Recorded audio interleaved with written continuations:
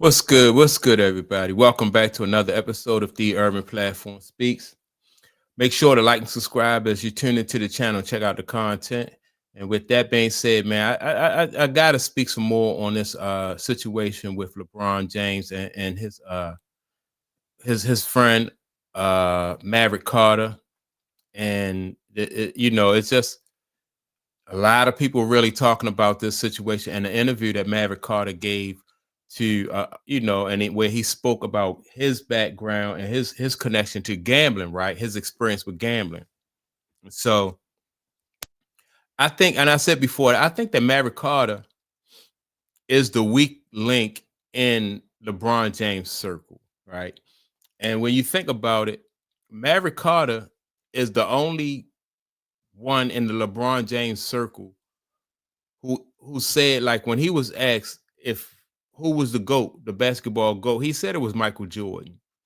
Now, I agree with him, but that just shows that he goes off script, right? His name is Maverick, and and that's what they do. They kind of like do their own thing.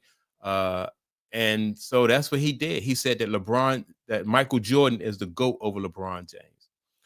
And when I heard him say that, this was a while ago. When I heard him say that, I was like, wow, okay.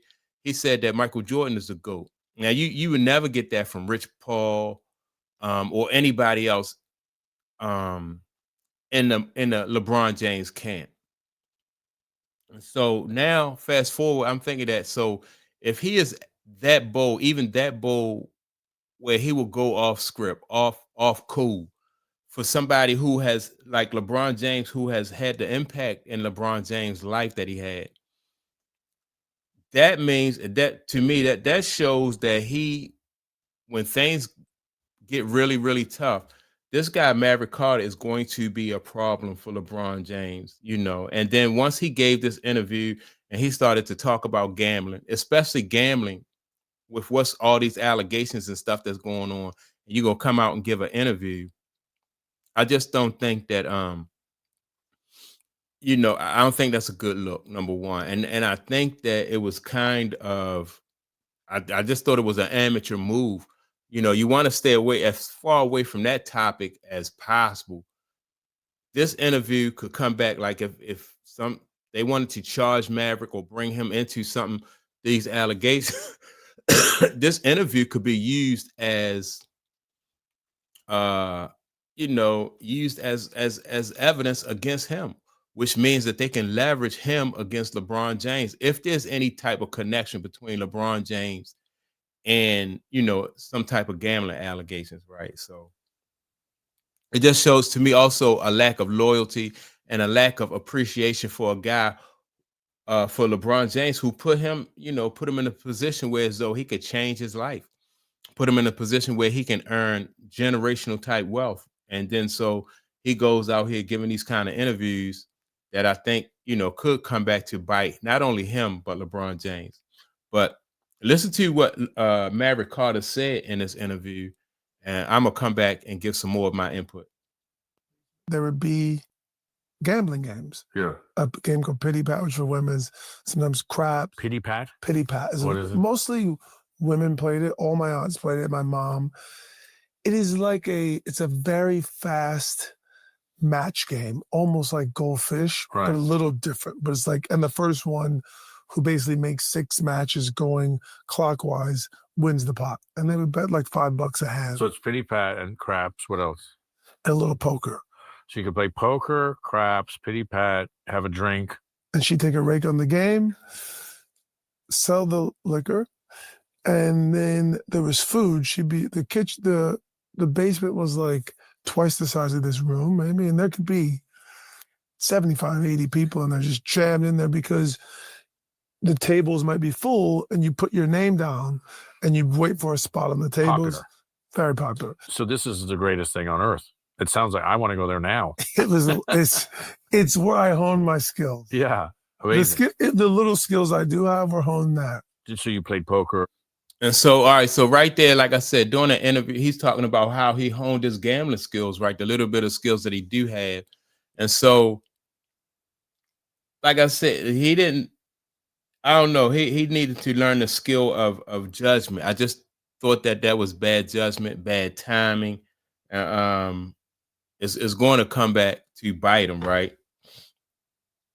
And let me get into some comments though from people. Let me see. This guy right here says that, you know what else is bad optics? At the wrong damn time, right? Like I said, refs calling fouls. Lakers approximately 40 and 18, or in the foul difference, right? So this guy is just saying that, you know, the Lakers are getting the benefit of the whistle also. So he definitely not a in my opinion, he's definitely not a Lakers fan, or he don't appreciate the fact that the Lakers are getting the benefit of whistles. So, but I don't know if the Lakers are going to or LeBron James is going to get the benefit of special treatment when it comes to dealing with like the FBI. You know, that'll be tough. That'll be tough. You know, I don't think that he got that kind of pull. So if there's any way that the FBI can pull LeBron James into this, they'll definitely do it, you know, because because now you're talking about the integrity of the game, number one. Then number two, you know, like some FBI agent could, you know, they can use this to make their career, to boost their you know, to boost their self up and everything in the public eye. So yeah, it just, in my opinion, I just think that it's not a good, wasn't good, man. This guy not considering, and I don't know, like if these people have like, what do they call, like media people, or people who, you know, tell them like, you know, what's a good look, or what you should say in public or what you shouldn't say. But this right here is just, in my opinion, just a poor judgment, and coming from a guy who's already proven that he don't mind being the Maverick, being the lone, you know, the black sheep, and the one who, he already said that, you know, he thinks that Michael Jordan is the GOAT, you know, and I know a lot of people say, well, all right, that's, you know, that's his honest opinion. But if you look at the rest of his LeBron James's circle, nobody else has said that, whether it's the truth or not. Everybody has been staying true to code, you know. So um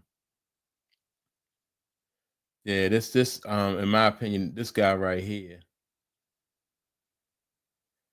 is just, you know, out of line giving this interview at this point in time. Um, let me see if I can get some more comments. Yeah, yeah, but yeah, man, that's what most of the sentiment is. Like when it comes to the people on here, most of the sentiment is that like this guy is really going to bring LeBron James down. Um, let me see. Did he just snitch? Yeah, did he just dry snitch on LeBron? So it's crazy, man. So you know that's my thought on the situation. This guy just displayed a lack of loyalty, um, and he is very reckless when it comes to, like, why are you giving interviews and then talking about gambling at this point in time? So he better hope. Well, I hope, you know, and I know a lot of other people hope that LeBron James is, you know, he clean when it comes to this gambling situation, which I think so, because I can't really see somebody risking billions of dollars in order to win like 100,000 or something like that. It don't make no sense, you know, unless you maybe him, you know, what's the guy, Maverick, maybe he is willing to, because he don't have the anything to lose like what LeBron do. He could lose his freedom, but he don't have as much to lose. So yeah, man, I just don't. I just think that was a reckless move on his part, you know, and so hopefully it don't backfire on LeBron. So that's my take on it. Y'all make sure to like and subscribe to the channel.